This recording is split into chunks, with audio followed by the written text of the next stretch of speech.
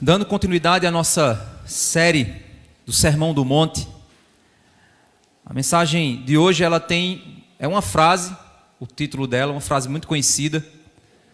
Você já deve ter ouvido falar muito disso: mentira tem perna curta. Irmãos, um dos problemas mais sérios do ponto de vista filosófico e obviamente cultural da nossa sociedade moderna, uma das maiores derrotas que tivemos como sociedade como um todo, foi o fato de nós termos aceitado, acreditado que a verdade é relativa. Você talvez possa dizer assim: não, eu não acredito que a verdade é relativa. Mas talvez você já deve ter conversado com alguém no seu trabalho, na faculdade, na escola, na sua família. Você já pode ter conversado com alguém e falado sobre Cristo. E a pessoa dizer: não, eu não creio nisso. E você, de certa forma, dizer assim: não, mas isso aqui é a minha verdade. Você pode até ter dito isso sem nem perceber. Quando nós dizemos que essa é a nossa verdade, nós estamos implicitamente afirmando que a verdade é relativa. Que essa é a minha verdade, e você tem a sua verdade, o outro tem a verdade dele, cada pessoa tem uma verdade. E isso, sem nós nem percebermos, adentrou no nosso coração, na nossa mente, está no entorno, na nossa cultura, está nas escolas, na ciência, está em todo lugar. E por isso, então, nós estamos vivendo extremos tão perigosos, porque afirmar hoje que alguém nasce homem ou mulher torna-se um conflito imenso. Afirmar uma pura biologia torna-se um discurso de ódio. Afirmar a verdade dos fatos é agressivo. Porque as pessoas não querem mais aceitar a verdade dos fatos, mas elas querem aceitar aquilo que a gente chama de narrativa. A narrativa é uma exposição em discurso, em forma de ideias, acerca de uma crença sua, que não necessariamente é verdade, mas você enxerga o mundo a partir de uma perspectiva. E essa forma como você enxerga o mundo é o que dentro da teologia nós conhecemos como cosmovisão. Dentro da política poderíamos, guardadas as devidas proporções, entender como narrativa. Uma ideologia, uma forma de enxergar os problemas, uma forma de enxergar o mundo. E infelizmente as narrativas, elas estão superando a própria verdade. E o discurso torna algo verdade para muitos corações, não porque expõe a verdade, mas porque o discurso é falado de tal forma que aparenta a verdade, ou que atende às demandas do coração pecaminoso humano. Ou você não gostaria de ouvir, na hora que você está errado, você não gostaria de ouvir alguém dizendo que você está certo, mesmo sabendo que você está errado. Quantas vezes em um debate, em uma discussão, em uma briga familiar, você sabia que fez a coisa errada, mas você talvez tentou contar uma história para justificar o seu erro, para explicar que não é bem assim, não é isso que você está entendendo. Olha, não foi essa a maneira correta, mas você sabendo que você está errado.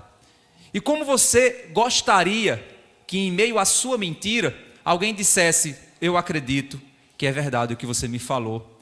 E você então descansaria em paz na mentira, sabendo que a verdade não era aquela que você falou. Diante disso, irmãos, nós estamos vivendo nessa geração um dos maiores conflitos, que é o conflito com a verdade. Isso é uma coisa extremamente básica para a vida em si e para a sociedade. Vamos abrir nossas Bíblias em Mateus capítulo 5. E a gente vai ver do verso 33 ao verso 37. É quando Jesus começa a falar agora sobre essa dimensão do reino de Deus, da vontade de Deus para o universo. Nós vimos que a última que Deus falou, através do Sermão do Monte conosco, foi a respeito, nós vimos que ele falou a respeito da ira, como a ira se processa. Depois nós vimos a respeito do adultério, como o adultério se processa no coração. Nós vimos a respeito do divórcio, como se quebra a aliança do casamento, uma aliança nuclear para a sociedade. O casamento é a instituição mais importante da humanidade. O casamento, eu não estou falando nem a família, porque a família é fruto do casamento. Mas o casamento é a instituição mais importante da sociedade. E quando ele é diluído, a sociedade também vai a reboque. Ela vai sendo degradada. E é isso que nós temos visto. E agora, então, nós vemos uma outra dimensão que o Sermão do Monte nos traz, que é a dimensão do discurso, da verdade. Em Mateus capítulo 5, verso 33 a verso 37, nós vemos o seguinte: vocês também ouviram que foi dito aos antigos: não faça juramento falso, mas cumpra rigorosamente para com o Senhor o que você jurou. Isso é a fala dos antigos, certo? Isso aqui é o ensino comum dos escribas, fariseus, professores da lei, dentro da cultura judaica. Jesus, vocês sabem, a gente tem visto que Jesus ele primeiro expõe o pensamento comum da época e depois ele traz o pensamento da lei. Então, quando ele expõe o pensamento comum da época, ele fala a respeito de juramento, você jurar, que de certa forma seria, existe o juramento que você faz para alguém, e existe o juramento que você faz a Deus, é o conhecido voto, ou no meio católico a conhecida promessa, fazer uma promessa para santo alguma coisa. Então ele afirma a existência do juramento, do voto, da promessa, mas o fato de que você não deveria fazer algo que fosse falso, mas que você cumprisse para com o Senhor aquilo que você jurou que faria. Nós sabemos que lá em Eclesiastes é dito que a gente não deve jurar, nós não devemos fazer votos. Lá no livro de Eclesiastes a gente já viu uma mensagem sobre isso. É dito que é tolice fazer votos, porque como é que eu vou votar, prometer algo a Deus, se eu não tenho controle de um segundo na minha frente, se meu coração vai continuar batendo? Então é uma compreensão equivocada da minha parte, achar que Deus precisa da minha palavra para ele fazer alguma coisa, ou que ele precisa do meu juramento para que ele possa agir em meu favor ou contra mim, porque a Bíblia diz que Deus sempre seja verdadeiro e o homem sempre mentiroso. Porque ao comparar o homem a Deus, Deus é sempre a verdade, o homem sempre será a mentira. Então, nós vemos que é exposto então uma prática da época, que era a prática do juramento, em vários contextos. E aqui então ele diz: eu porém lhes digo, no verso 34, não jurem de modo nenhum, nem pelo céu, por ser o trono de Deus, nem pela terra, por ser estrado dos seus pés, nem por Jerusalém, por ser a cidade do grande rei. Ou seja, tinha gente que jurava por Deus, jurava pela terra, jurava pelo céu, jurava por Jerusalém. Como tem gente que diz assim: eu juro pela vida da minha mãe. Não tem assim que gente que diz isso, né? Eu juro pela minha família. Então ele está dizendo: não jurem por nada. E aí ele vai dizer a razão. O verso 36. Não jure pela sua cabeça, porque você não pode fazer com que um só cabelo fique branco ou preto. Que a palavra de vocês seja sim, sim, não, não. O que passar disto vem do maligno. Que a palavra de vocês seja sim, sim e não, não. O que passar do sim ou do não ou o que for meio termo, pertence a Satanás, não pertence a Deus. O juramento, irmãos, dizia respeito, eram basicamente dois tipos de palavras, que traduzidas seria juramento e voto. São duas coisas distintas. O juramento, ele dizia respeito a ações futuras. Então você jura diante de Deus que o que você fará a seguir será feito. Quando você vai lá para o juiz, você põe a mão em cima da Bíblia. Não sei se aqui no Brasil é assim, mas nos filmes americanos é dessa forma, né? Você põe a mão em cima da Bíblia e você diz assim: eu juro falar a verdade, falar somente a verdade, toda a verdade, não sei o que lá, não sei o que lá. Você jura? Juro. Pronto. Então, o que o cara for falar a partir dali, ele está assegurando diante de Deus, com a mão na palavra, de que ele estará falando a verdade. Então, juramento é uma promessa de que eu vou fazer algo. Eu estou prometendo, olha, eu estou prometendo a você, estou jurando a você, em nome de Deus, que eu farei, em nome do meu Pai, em nome de Jerusalém, em nome da terra, em nome do céu, eu estou jurando a você que eu farei. Esse é o juramento. O voto estava relacionado normalmente a objetos e seus usos. Por exemplo, eu vou fazer um voto de que eu jamais cortarei o cabelo se Deus me abençoar de tal forma. É o que acontece com o voto de Nazireu que Sansão fez. A mãe de Sansão fez um voto de que não passaria-se navalha sobre o cabelo dele, com uma promessa. E aí ele fez esse voto de Nazireu diante de Deus, e ele então, o que fez ele perder a força, do Espírito Santo foi exatamente porque ele se envolveu com uma mulher adúltera, e então ele foi traído e teve o seu cabelo cortado, quebrando o seu voto. Ou seja, ele fez um voto que nem ele mesmo conseguiu, com toda a força e poder que ele tinha, muscular, ele não conseguiu cumprir. Então o voto diz respeito a isso. Fazer um voto, esse carrão aqui jamais tocará música mundana. Fiz um voto, isso aqui é consagrado a Deus.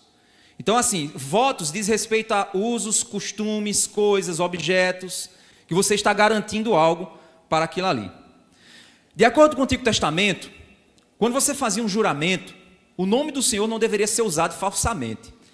O juramento está lá em Levítico, essa lei está lá em Levítico 19:12. A gente não vai lá olhar não, mas é basicamente isso. Ele está dizendo o seguinte: não jure em nome de Deus. Não use o nome do Senhor para jurar. É isso que está dizendo lá na lei. Para jurar falsamente. Então, o que é que o judeu então pensou? Para ajudar as pessoas a cumprirem, os escribas pensaram, para ajudar as pessoas a cumprirem, vamos elaborar uma teologia do juramento. Em que aspectos o homem poderia jurar, em que aspectos ele não poderia jurar. E aí, então, eles disseram, não, ele pode jurar por Jerusalém, ele pode jurar pela família dele, ele pode jurar pela... Ou seja, eles criaram artifícios para que o cara burlasse aquela lei, sendo que o princípio da lei é não jure. Você não tem poder sobre nada. Você não tem capacidade de determinar que nada será feito. Você não tem esse poder. E aí Jesus parece deixar de lado tudo isso, dizendo, de modo nenhum jureis. Mas parece, irmãos, que a preocupação de Jesus não é uma mera proibição de juramento, ou de você ir para um tribunal, ou de você fazer um negócio e jurar em termos contratuais. Porque o contrato, se você sabe, um contrato é um juramento, Só que é um juramento em papel, onde se prova. Jesus estava preocupado com o uso da verdade. Era essa a preocupação.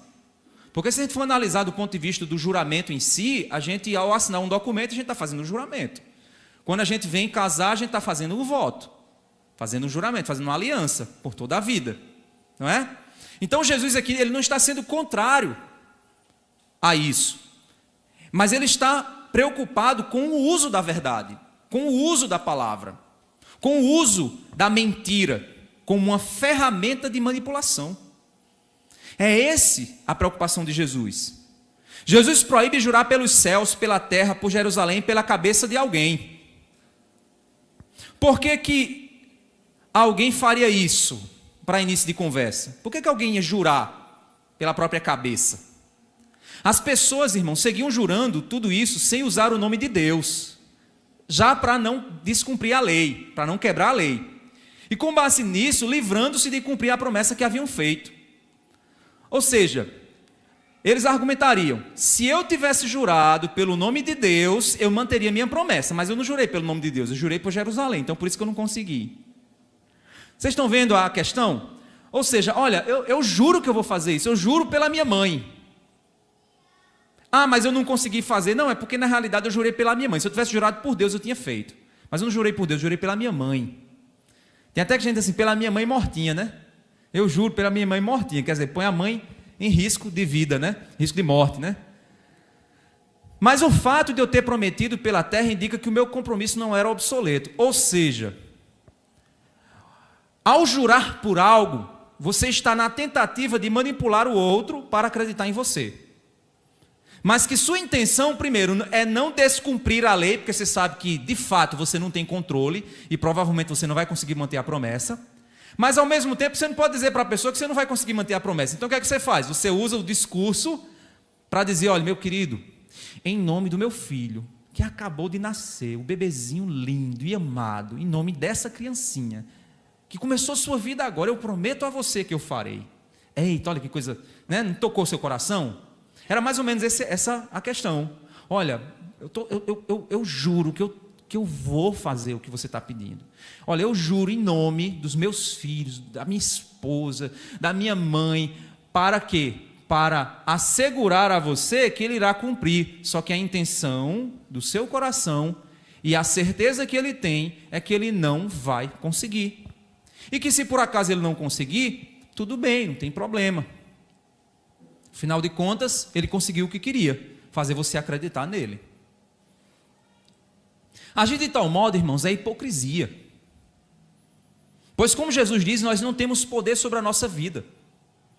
Não podemos assegurar algo como se dependesse unicamente de nós.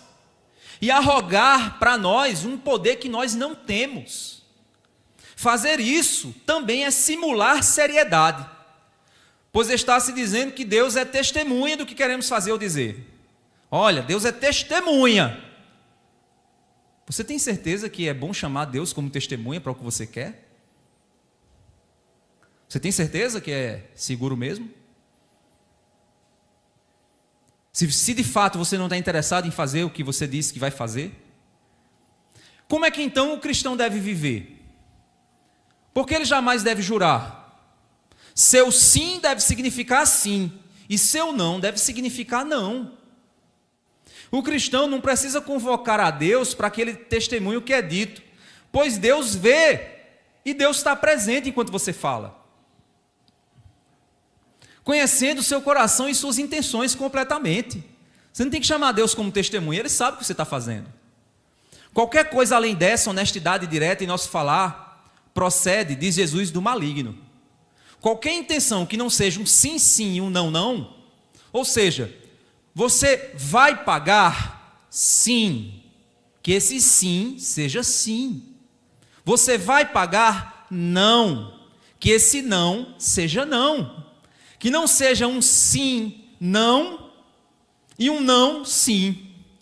Mas que o seu discurso reflita de fato a intenção do seu coração. Que o seu discurso reflita de fato a realidade das coisas.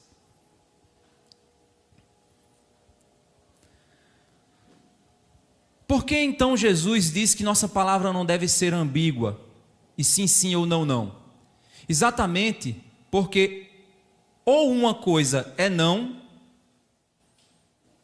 ou você está tentando manipular a resposta para encontrar um benefício próprio. A verdade, irmãos, é objetiva. Ela não é interpretável, no sentido de que a verdade eu manipulo para o bel prazer. Uma coisa ou é, ou é. Se eu disser para você que eu estou aqui diante de você falando, pegado no microfone, não tem interpretação disso. O que é que você poderia dizer? O que é que você poderia interpretar? Se isso não é fato, se isso não é verdade. Então, o que é verdade? Verdade é a observação e comunicação de fatos, coisas factíveis, existentes no mundo real. Então, o que é a mentira? é a comunicação de coisas que não são fatos.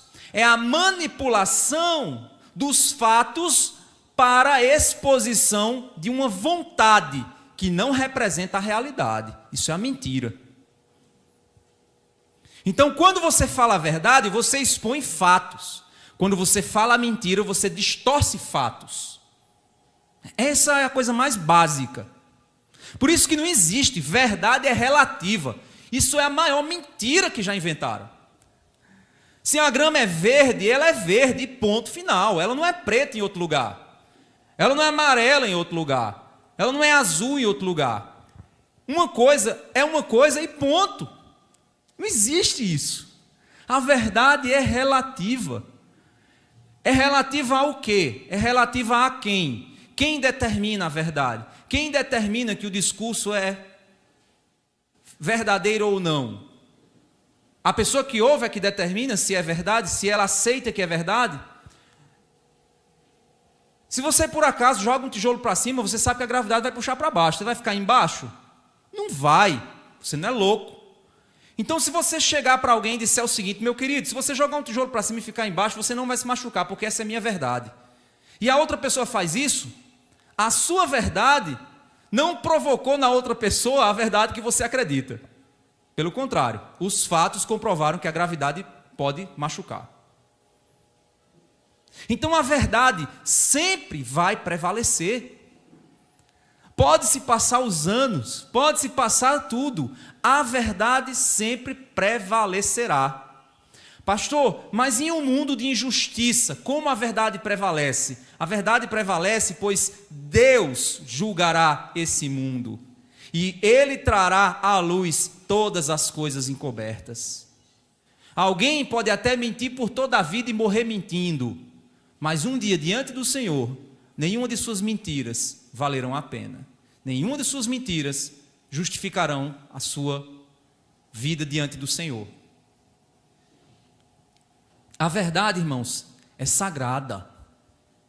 E nós cristãos devemos respeitar a verdade. A verdade equivale aos fatos.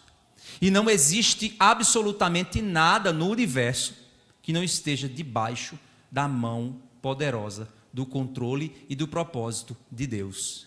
Então, a verdade é sinônimo de vontade de Deus. Você está entendendo a lógica? Eu estou conduzindo você em uma lógica. Se a verdade equivale aos fatos, e os fatos são reflexos da soberana vontade, dos decretos divinos, então, meu querido irmão, a verdade é a vontade de Deus, e não tem como você escapar. Não tem como você se esconder da verdade. Por isso que a verdade, um dia, ela irá cobrar o seu caminho. Você pode tentar esconder. Certo dia, eu não vou dizer o nome da pessoa, mas uma pessoa muito conhecida por suas mentiras, que é uma pessoa politicamente muito forte no nosso país, disse uma vez num discurso: olha, a mentira é complicado, a mentira é complicado. A mentira é complicado.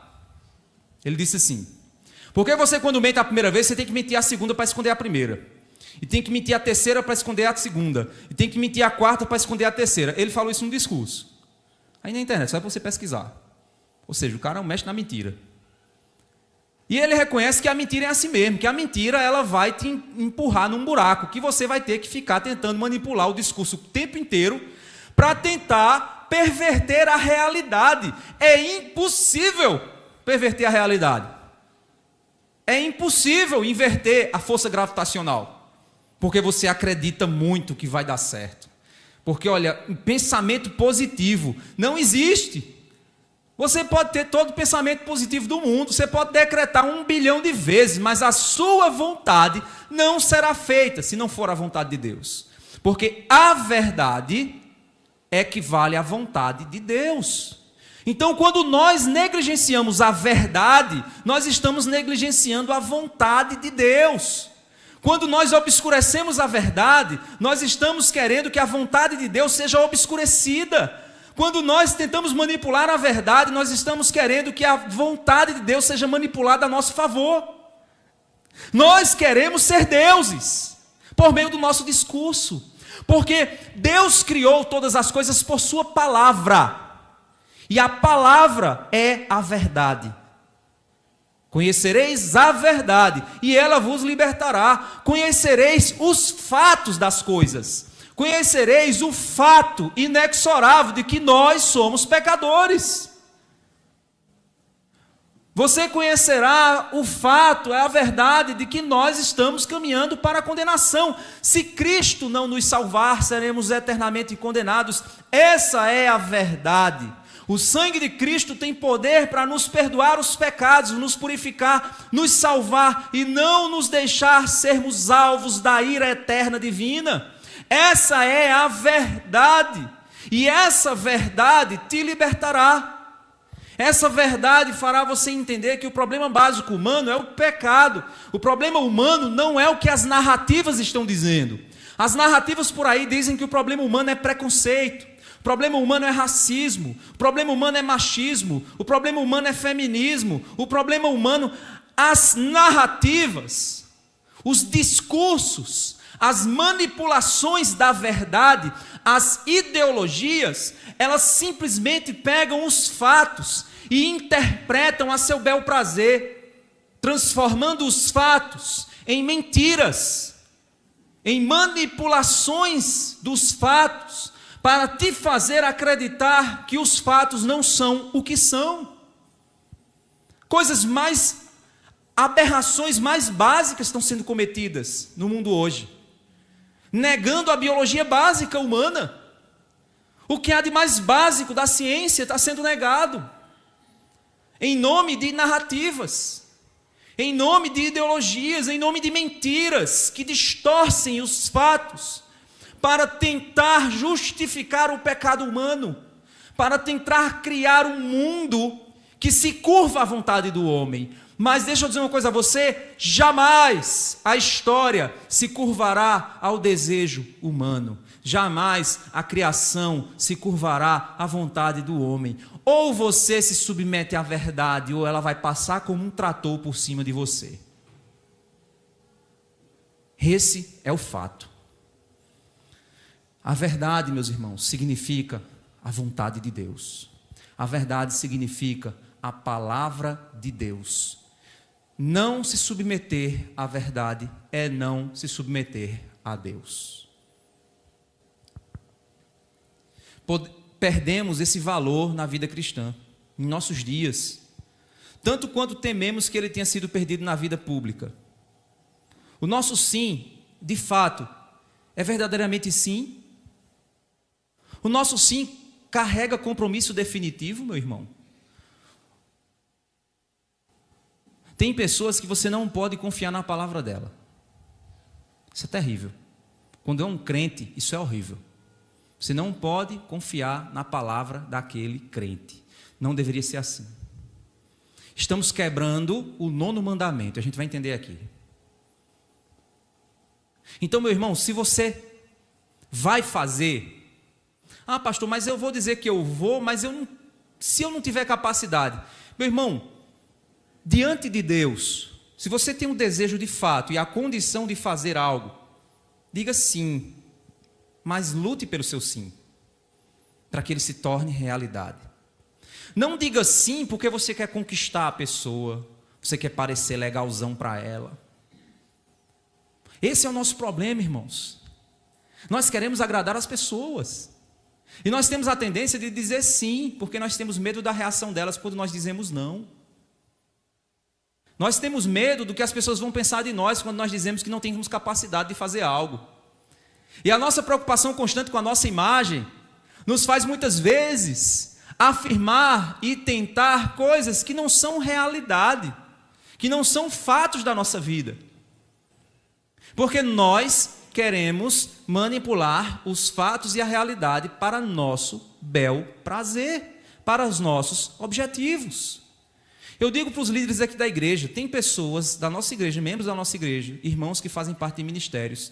Eu digo isso aos líderes, eu digo, olha, tem pessoas que você pode contar e tem pessoas que você não pode contar.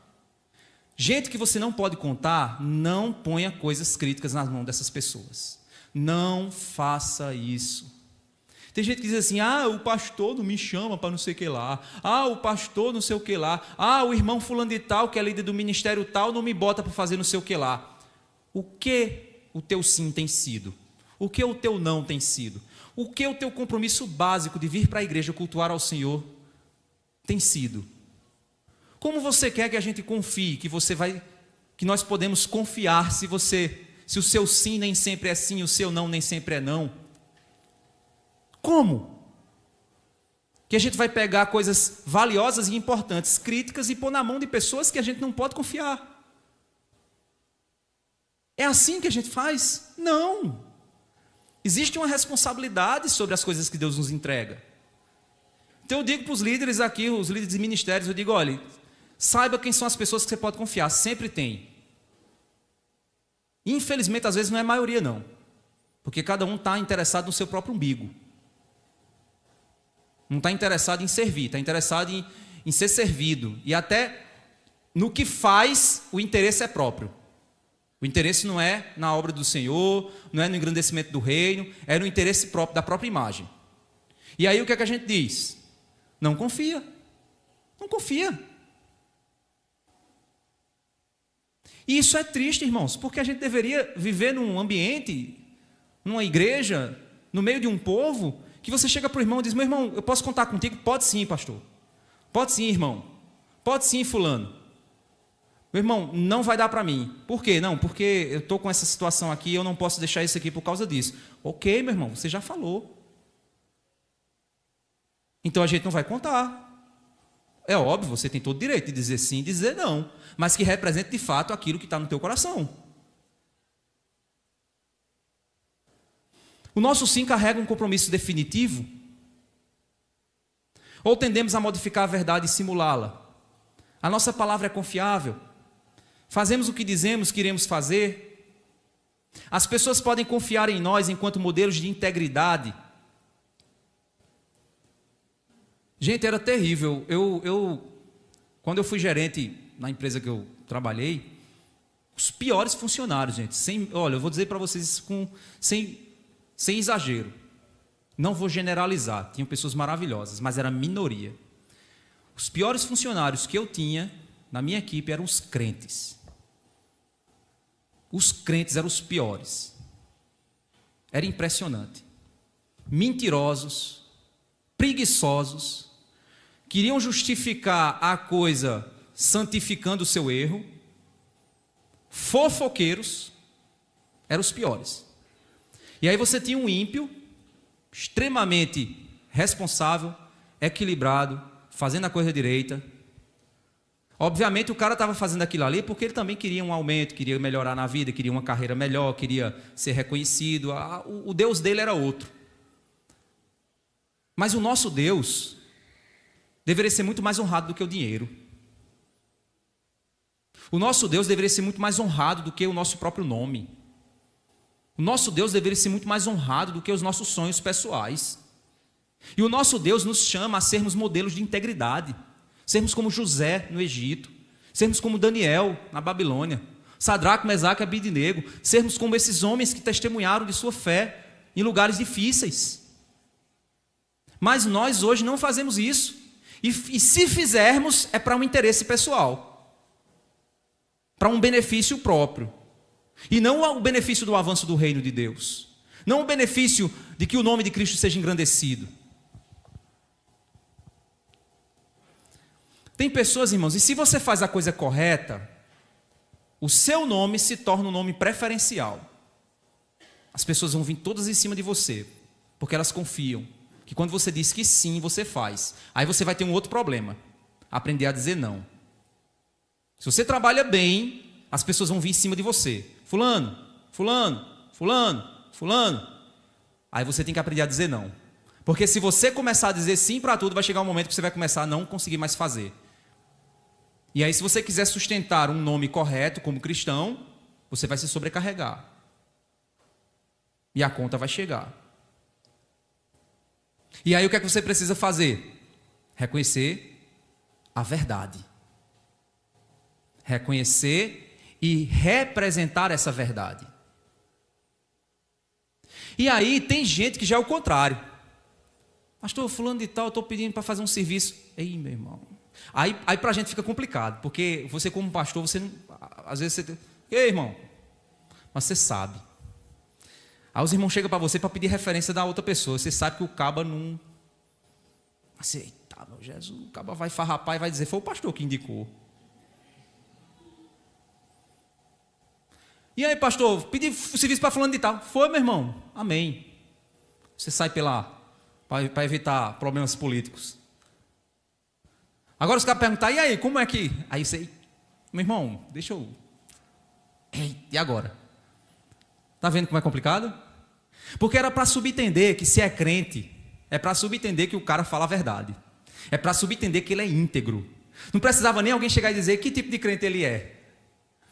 Porque a verdade é sagrada para nós. Foi a verdade que nos libertou. Foi a verdade que nos salvou. É a verdade que nos guia. É a verdade que nos direciona. É na verdade que nós vivemos. É na verdade que nós nos movemos.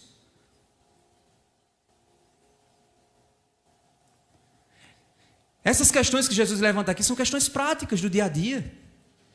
É uma fé prática. A gente podia estar aqui conversando sobre supralapsarianismo, infralapsarianismo, porque Eva e Adão, não sei o que lá, e conversando um bocado de coisa lá, um nome bem difícil, que eu dificultei a vida de Margarida agora, um nome teológico bem complicado, e ficar aqui você dizendo aí, esse pastor é muito inteligente, ele sabe de muita coisa, não sei o que lá, e tu é um mentiroso. No teu trabalho, tu é um mentiroso, tu é um enrolão, tu é um desmantelado, um crente que você não pode confiar, que só tem a palavra crente. Mas o que ela significa você não vive. E aí, como é que a gente faz? Eu vou ficar aqui enchendo tua cabeça de coisa profunda, de pensamentos extremamente profundos tal, e a tua vida prática, e a tua piedade, e aquilo que o teu cliente precisa. O teu cliente precisa de um prazo, e um prazo obedecido. É o que o teu cliente precisa. O teu cliente precisa de um preço correto e justo. É o que o teu cliente precisa.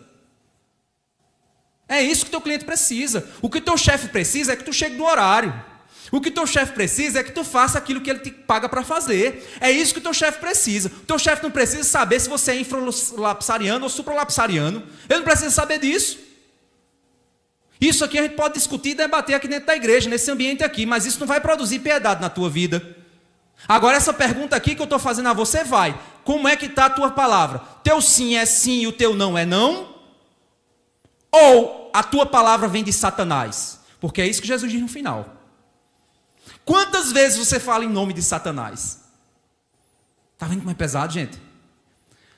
O Sermão do Monte, gente, é um sermão muito difícil de ouvir. Porque a gente está vendo aqui que a gente já provou que adultério, nós somos adúlteros. Nós somos assassinos. E agora a gente é filho do diabo. Sabe por quê? Olha só. Você está dizendo, meu Deus, eu não sou filho do diabo, não. Eu não estou dizendo que você é, não. Se você é cristão, você não é filho do diabo.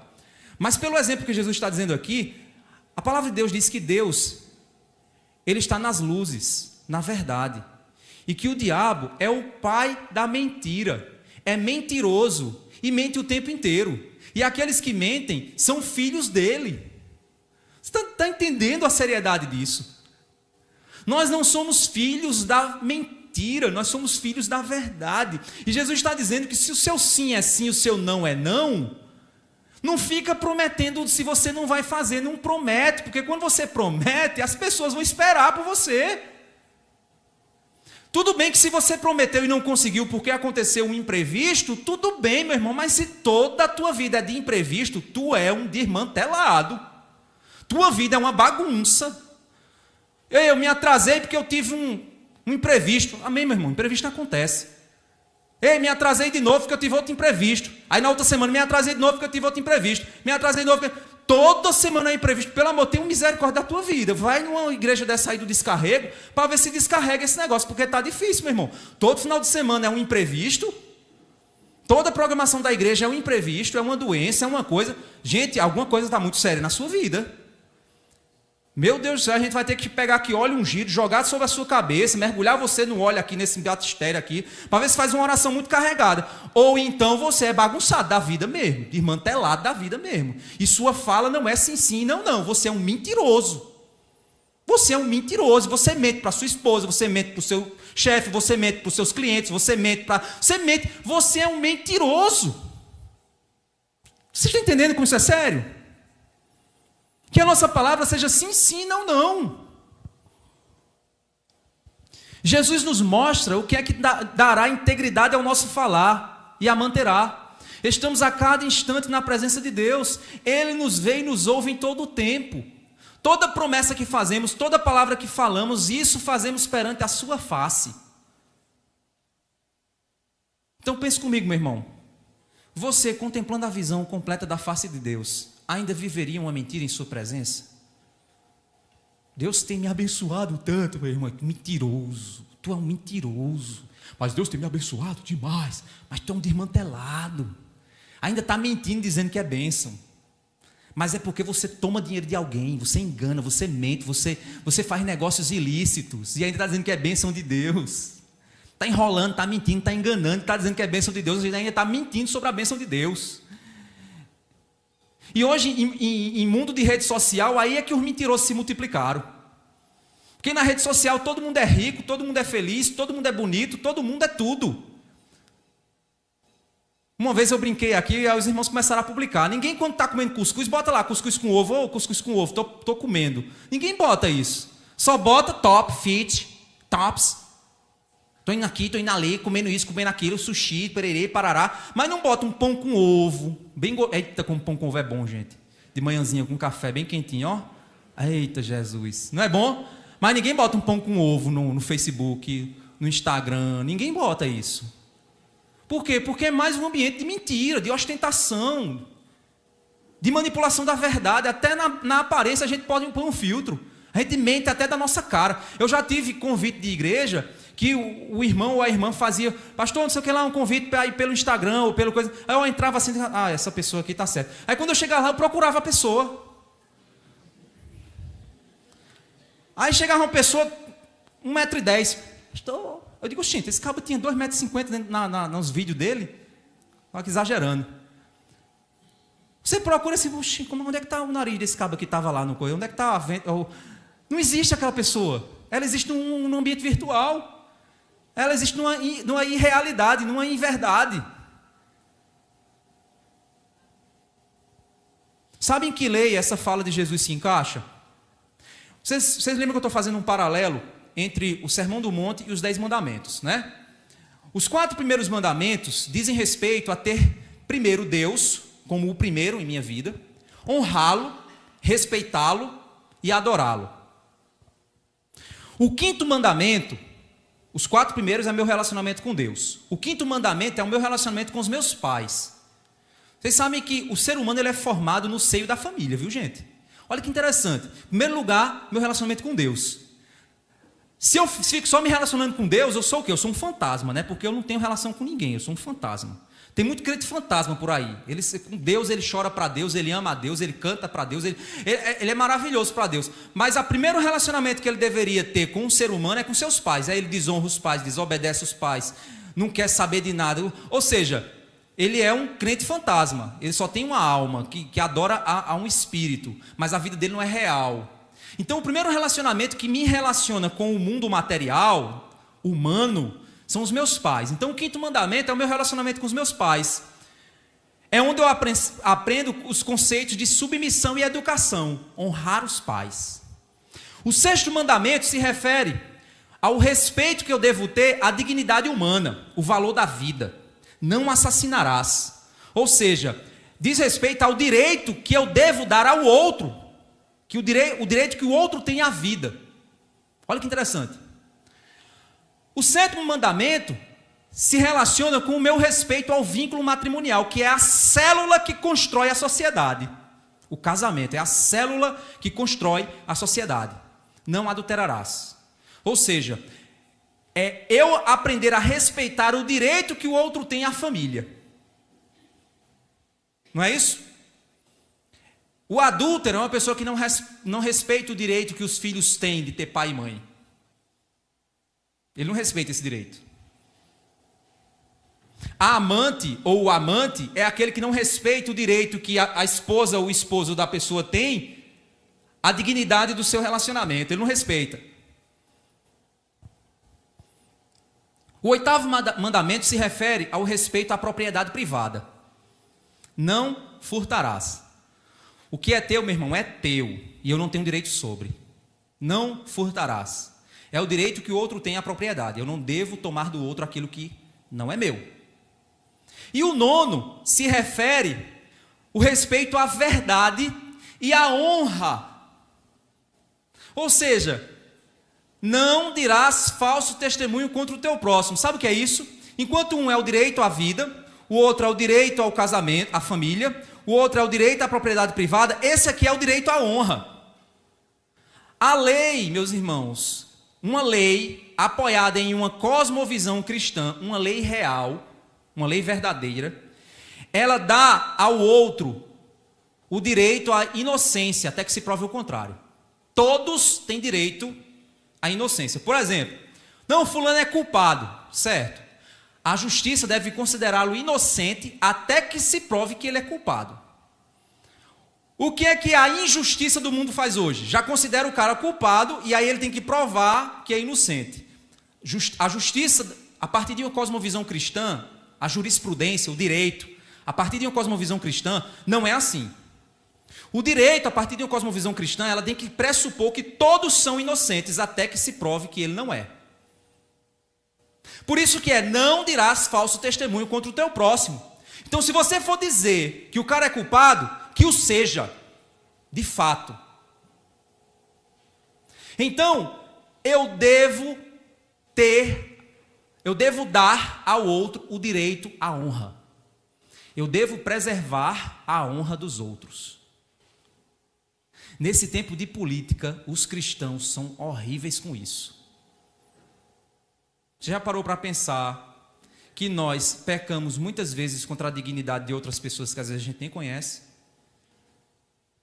Você compartilha fake news, mensagem sensacionalista, de que a vacina tem um coisa de DNA que você vai virar, que tem um chip de não sei o que lá, e você está lá, compartilhando meio mundo de farsa, de mentira, de coisa, de gente mal intencionada que está usando você como massa de manobra para compartilhamento de coisas que atentam contra a dignidade e a honra de outra pessoa. Há uns anos atrás teve um linchamento de uma mulher. Pegaram a foto da pobre da mulher e jogaram na internet dizendo que ela era... Isso, eu acho que foi em São Paulo. Pegaram a foto da pobre da mulher e colocaram numa notícia falsa dizendo que ela era raptora de menores. Aí numa cidadezinha onde ela morava, o pessoal linchou ela no meio da rua. Ela tinha 2 filhos. O esposo tentou salvar ela e o povo não deixou. Mataram ela a pauladas. Sem nunca ter tido nada, absolutamente nada. Desculpa o termo que eu vou usar, mas um safado, um mentiroso, pegou a foto dela, colou numa notícia falsa e jogou na internet. E quantas vezes a gente não tem feito isso? Quantas vezes nós não temos sido boca de Satanás para destruir a vida de outras pessoas? Então, o 9º mandamento, Deus está dizendo para você, você tem a obrigação de garantir o direito que o outro tem à honra do seu nome. Todo mundo tem direito à honra do próprio nome. Se alguém rouba você, depois de um tempo você recupera a propriedade. Se alguém mata, você perde a vida, não tem como recuperar. Se alguém te rouba, você perde a propriedade, depois você pode recuperar. O adultério você pode perdoar e você pode tentar resolver, mas e a dignidade, a honra, o nome? Tem uma história muito conhecida de uma mulher fofoqueira que ela fazia parte de uma igreja. E aí ela tinha raiva do pastor. E aí ela chegou e começou a falar para todo mundo que o pastor tinha feito não sei o que lá, inventou uma história lá e saiu espalhando para a congregação e para a cidade. Era uma cidade pequena. E ela espalhou para a cidade inteira que o pastor estava fazendo uma série de coisas. E se provou que tudo aquilo era mentira. E a raiva dela passou e ela reconheceu o erro que tinha cometido. Aí ela chegou na casa do pastor e disse assim: pastor, me perdoe. Eu pequei, eu errei. Não era para eu ter feito isso. Foi um momento de raiva que eu tive. Me perdoe. Aí ele disse: irmã, eu lhe perdoo de todo o meu coração. mas a senhora pode pegar essa almofada que está aí atrás da senhora? Ela disse, posso, pastor. Aí ele pegou, entregou a almofada para ele pegou uma faca e rasgou a almofada. Era uma almofada daquelas de pena. Rasgou a almofada, aí disse, olha, todos os nossos pecados são perdoados por Deus. E nós podemos seguir. Mas eles têm consequências. E o que a senhora fez comigo foi mais ou menos isso. Aí ele pegou e jogou a pena pela janela. E a pena foi se espalhando. Ela disse, a consequência do seu pecado é que a minha honra foi queimada para todas as pessoas. E ela só seria desfeita se a senhora conseguisse reunir todas essas penas e botasse de volta dentro do... Ele não estava querendo cobrar dela, mas ele estava querendo dizer a ela o seguinte, o que a senhora fez não é simplesmente chegar e dizer, me perdoe, me desculpe. A senhora atentou contra a honra e contra a dignidade de uma pessoa. E nós fazemos isso, e depois nem nos preocupamos depois em corrigir. Pastor, então como é que eu faço para corrigir? Você vai chegar em todas as pessoas que você lembra que falou, e vai chegar lá e vai dizer, eu menti, eu enganei.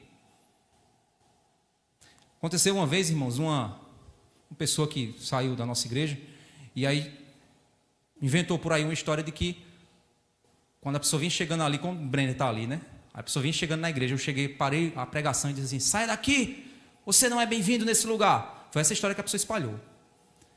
Aí depois foi que eu vim descobrir por outros, né? Nunca na minha vida, todo mundo aqui que conhece há muitos anos, está aqui em todas as pregações, eu nunca fiz isso na minha vida. Mas a pessoa com raiva saiu por aí espalhando isso. Aí eu digo assim, eu vou acabar levando uma facada por aí, não sei por que eu levei. Interessante isso, né? Mas tem pessoas que se acham no direito de fazer isso. E às vezes você nem sabe. Você passa por alguém, está o cara com a cara desse tamanho para o seu lado. Você diz, por que esse cara está com raiva de mim? Porque um filho de Satanás inventou uma mentira sobre você. E a gente tem que conviver com isso, infelizmente. E se você é uma pessoa pública, aí ainda mais, né? E quanto mais você for visível, mais você vai ser vítima disso. Não tem como escapar. Não tem como evitar. Mas essa é a realidade. Por isso, então, irmãos, que a verdade, ela é tão necessária. Porque a verdade, ela pode salvar, mas também ela pode matar a honra e pode tirar a vida de alguém. No período do Antigo Testamento, as testemunhas elas eram fundamentais ao processo. Porque assim, você não tinha DNA, você não tinha câmera, você não tinha filmagem, você não tinha outras formas de comprovação do pecado ou do erro de alguém, ou do crime de alguém. Porque na sociedade de Israel, a Bíblia era o código civil deles, certo? Não é o nosso código civil, é o nosso código moral. Mas para eles era o código civil. Por isso que havia apedrejamento e tudo isso, porque eles eram uma nação teocrática. Nós não somos uma nação teocrática, nós somos uma nação democrática, né? Ainda, né? Democrática. Nós somos uma nação democrática. Mas eles eram uma nação teocrática. E aí, nesse sentido, nós temos que as testemunhas eram fundamentais, porque você não tinha como filmar, você não tinha como tirar DNA, você não tinha como fazer CSI, para olhar a prova, né? Aquele cara com óculos escuros faz, puxa assim, faz, eu estou sabendo qual é o crime que ele cometeu. Não tinha isso, você tinha que contar com as testemunhas. E eram 3 testemunhas normalmente. Foi por isso que Jesus foi crucificado, porque eles produziram 3 falsas testemunhas, que testemunharam um crime que Jesus não cometeu. Deuteronômio 17,6 diz assim, por boca de 2 testemunhas ou 3 testemunhas será morto o que houver de morrer. Por boca de uma só testemunha não morrerá. Olha só, se 3 pessoas se reunissem para falar mal de alguém, o cara morria. Olha que coisa terrível. Zacarias 8,16. Estas são as coisas que deveis fazer. Falai a verdade cada um com seu próximo. Executai juízo de verdade e de paz nas vossas portas. Que o seu julgamento seja real e não mentira. Olha só, 1 Timóteo 5,19. Não aceites acusação contra o presbítero, senão com 2 ou 3 testemunhas. Ou seja, os líderes da igreja, não aceitem a acusação contra eles sem que haja comprovação. Contra ninguém, né? Mas é porque Paulo está falando aqui, porque os líderes da igreja eles se tornam alvos de pessoas mal intencionadas. Ou seja, pela lei judaica, a verdade era essencial para determinar a vida ou a morte de alguém. A vida e a morte estavam na boca de outros, e por isso a verdade deveria refletir os fatos. E a justiça deveria ser realizada com base nos fatos, e não nos desejos, nas manipulações ou nas mentiras de outros. A Bíblia, irmãos, está repleta de pessoas que mentiram, levando outros à dor, sofrimento, a morte e até mesmo a morte deles mesmos. Vocês lembram de Ananias e Safira no livro de Atos? O Espírito Santo estava agindo na igreja, e a igreja tendo um avivamento, e o pessoal começou uma crise financeira que estava alcançando todo mundo. Muita gente que tinha condição financeira começou a vender as propriedades e dar de oferta para que as pessoas se ajudassem naquela comunidade muito pobre. Não existia INSS, governo, o governo era opressor, então eles estavam lá se ajudando. Aí Ananias e Safira disseram assim: olha, vamos se promover um pouquinho? Venderam um terreno, guardaram a maior parte do dinheiro e deram uma parte do dinheiro lá aos pés dos apóstolos, na frente de todo mundo. Estou aqui. Aí Pedro perguntou para eles: vocês estão ofertando? Sim, estamos ofertando tudo. Aí Pedro disse: por que vocês mentiram contra o Espírito Santo? Então, o que aquele texto está querendo dizer não é que Pedro queria receber tudo, não, gente. Não é que a igreja estava interessada no dinheiro todo da pessoa, vai morrer porque não deu tudo. Não. O que aquele texto está querendo dizer é que eles queriam surfar na onda do Espírito Santo para dizer que eles eram espirituais. Eles queriam manipular a verdade em benefício próprio, para dizer que eles eram santarrões. Eles estavam se utilizando do mover do Espírito Santo para se promover. É uma mentira contra o Espírito Santo. E eles morreram por isso. Deus é chamado como o Deus da verdade, o caminho, a verdade e a vida. Deus abomina a mentira e ama a verdade. E diz que o diabo é o pai da mentira. O pior da mentira é que ela fere e destrói pessoas e relacionamentos, em primeiro lugar com Deus, por negar que a verdade é melhor e colocar as pessoas umas contra as outras muitas vezes. Olha o que é que Provérbios 6, do 16 ao 19 diz. Estas 6 coisas o Senhor odeia. 6 coisas o Senhor odeia. E a 7ª, a sua alma abomina. Ou seja, ele tem nojo. Ele sente ânsia de vômito quando ele vê. Olha só. Primeira, olhos altivos. Língua mentirosa. Mãos que derramam sangue inocente. Coração que maquina pensamentos perversos. Pés que se apressam a correr para o mal. 6ª, a testemunha falsa que profere mentiras. E qual é aquele que sente nojo? O que semeia contenda entre irmãos. É o que ele sente nojo. Olha que interessante. Todas essas 6, 7 coisas estão relacionadas ao discurso, a falar, a mentir. O Catecismo de Heidelberg, na resposta 112, a pergunta é: como cumprimos o 9º mandamento? A resposta 112 dessa pergunta, que não é o catecismo que a gente está usando aqui não, é outro catecismo. Ele diz assim, ó, eu vou ler de maneira bem... Que eu não dê falso testemunho contra alguém, nem distorça as palavras de ninguém, nem faça fofoca, nem calunie, não participe da condenação de uma pessoa precipitadamente, sem que tenha sido ouvida.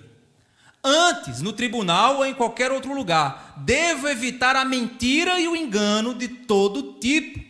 Esses mesmos artifícios do diabo, que atrairiam sobre mim a pesada ira de Deus. Devo amar a verdade, falar com sinceridade e reconhecê-la abertamente. E devo fazer tudo o que puder para defender e promover a honra do meu próximo. Olha só que coisa interessante. Então, como é que a gente deve ser como servos de Cristo? Vamos lá para Efésios capítulo 4, a gente vai fechar com esse texto. Efésios capítulo 4. Existe um processo, irmãos, que é o processo da santificação. Basicamente, o que é que está acontecendo com a gente? Está acontecendo 3 etapas na nossa vida. A primeira etapa é conhecida como a etapa da justificação. Quando você entrega a sua vida ao Senhor, o sangue de Cristo te torna justo, te declara justo. A primeira etapa, fui declarado justo, estou salvo, não há mais condenação para mim. A segunda etapa do processo é a santificação, que é uma etapa progressiva, onde Deus vai arrancando a pele do velho homem e vai nos revestindo de uma pele nova, parecida com Cristo. Até o dia em que nós morremos e nos glorificamos, quando nós alcançamos a santificação plena. E ela ocorre em qualquer momento da nossa vida que a gente partir daqui. Mesmo que a santificação não esteja completa, mas ela se completa lá. Certo? Efésios capítulo 4 vai falar para a gente como esse processo acontece. Olha só, Efésios capítulo 4, verso 17. Diz assim: isto, portanto, digo e no Senhor testifico, não vivam mais como os gentios, que vivem na vaidade dos seus próprios pensamentos, tendo o seu entendimento obscurecido, separados da vida que Deus concede por causa da ignorância em que vivem, pela dureza do seu coração. Tendo se tornado insensíveis, eles se entregaram à libertinagem para, de forma desenfreada, cometer todo tipo de impureza. Mas não foi assim que vocês aprenderam de Cristo, se é que de fato ouviram falar dele, e nele foram instruídos, segundo é a verdade em Jesus. Ou seja, se você ouviu de Jesus, entregou sua vida a Jesus, e você está sendo instruído, segundo Cristo, segundo a verdade, como a gente faz aqui todo domingo, toda reunião de casais, toda reunião de jovens, toda reunião de homens, toda reunião de mulheres, tudo que a gente faz aqui nessa igreja, a gente faz para instruir as pessoas na palavra, para ensinar a Bíblia para elas. É como o nosso irmão Silas, onde estava pregando aqui e dizendo aqui, a nossa igreja não tem desculpa. Tudo que você precisar saber sobre como viver uma vida correta, você vai ouvir a nossa igreja ensinar. O que é ser homem, o que é ser mulher, o que é ser jovem, o que é ser casado, o que é ser pai, tudo isso, o que é ser crente, tudo isso. Então, se você foi instruído na verdade, se é que você foi instruído na verdade, como ele está dizendo aqui no texto, aí ele diz, quanto à maneira antiga de viver, vocês foram instruídos a deixar de lado a velha natureza, que se corrompe segundo desejos enganosos, e a se deixar renovar no espírito do entendimento de vocês e a se revestir da nova natureza, criado segundo Deus em justiça e retidão, procedentes da verdade. Então, meu irmão, quanto mais você ouve a palavra, quanto mais você deseja que essa palavra seja real na sua vida, mais sua vida se reveste de poder, mais o poder de Deus se manifesta, o poder do Espírito se manifesta em você. O que é o poder do Espírito? Não é ficar rodopiando, pulando, gritando, fazendo isso e aquilo outro, não. O poder do Espírito, meu irmão, é você ser um bom pai, uma boa mãe, um bom marido, um bom funcionário. É você agir de maneira cristã. É você fazer como Cristo faria. Certo? Então vamos lá. Por isso, deixando a mentira, que cada um fale a verdade com o seu próximo, porque somos membros do mesmo corpo. Fiquem irados e não pequem. Olha só, olha o verso 25 de novo, que é o verso central. Por isso, deixando a mentira, que cada um fale a verdade com o seu próximo, porque somos membros do mesmo corpo. Ou seja, meu irmão, deixe a mentira. Pare de falar aquilo que não é real. Pare de manipular o seu discurso para parecer algo que não é verdade. Largue essa atitude. Pare com isso. Trocando pelo quê? Pela verdade. Ah, mas a verdade vai ser difícil. Então, quem mandou fazer coisa errada? Se não fizesse coisa errada, não precisava falar a verdade e a verdade ser uma coisa errada que você fez. Mas confie na verdade de Deus. Fale a verdade. Porque somos membros do mesmo corpo. Por que eu devo falar a verdade? Porque nós nos pertencemos uns aos outros. Porque fazemos parte do mesmo corpo. Como é que a mão vai mentir para outra mão? Como é que o pé vai mentir para a cabeça? Como é que o dedo vai mentir para a barriga?